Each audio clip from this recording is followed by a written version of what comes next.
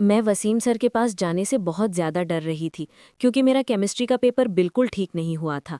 मैं अब फैसला कर चुकी थी कि जो भी हो जाए मैं वसीम सर से कहूँगी कि मेरा पेपर पास कर दे। मैं वसीम सर के पास गई और उनसे कहा कि सर मेरा पेपर पास कर दे। वसीम सर ने मेरा पेपर मेरे सामने रखा और कहा, इस पेपर पर जब कुछ लिखा ही नहीं तो मैं तुम्हें कैसी पास कर दूँ? ये मुमकिन नहीं। तुम यहाँ क्यों आई हो? यहाँ से जाओ। मैंने कहा, सर मैं आपके लिए कुछ भी कर सकती हूँ, बस मेरा पेपर पास कर दें। अगर ये पेपर फेल हो गया तो मेरी डिग्री रुक जाएगी। बाकी सब पेपर्स में मेरे अच्छे नंबर आएंगे, बस ये एक मसला है। मैंने सर के हाथ पर हाथ रखा। उन्होंने गौर से मेरी तरफ देखा और कहा, तुम क्या कह रही हो?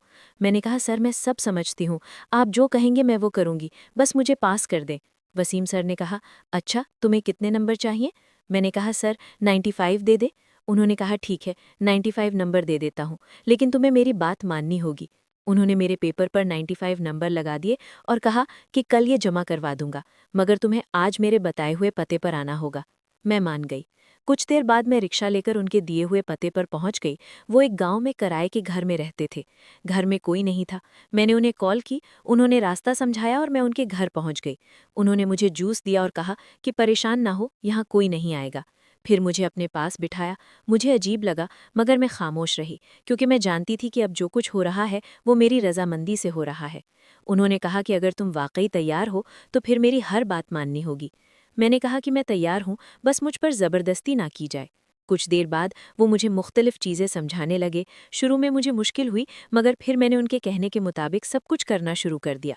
इसी दौरान अचानक दरवाजे पर दस्तक हुई। मैं बहुत घबरा गई। वसीम सर दरवाज़ा खोलने गए तो आरिफ सर थे। उन्होंने हमें इस हालत में देखा तो हैरान रह गए। आरिफ सर ने कहा कि वो भी जानते हैं कि मेरा मैथ का पेपर उनके पास है और वो भी मुझे फेल या पास कर सकते हैं। मैंने इनकार करने की कोशिश की, मगर उन्होंने भी वही शर्त रख दी। मैं बहुत बेबस हो चुकी थी। आखिरकार मैंने हार मान ली और उनकी बात भी मान ली।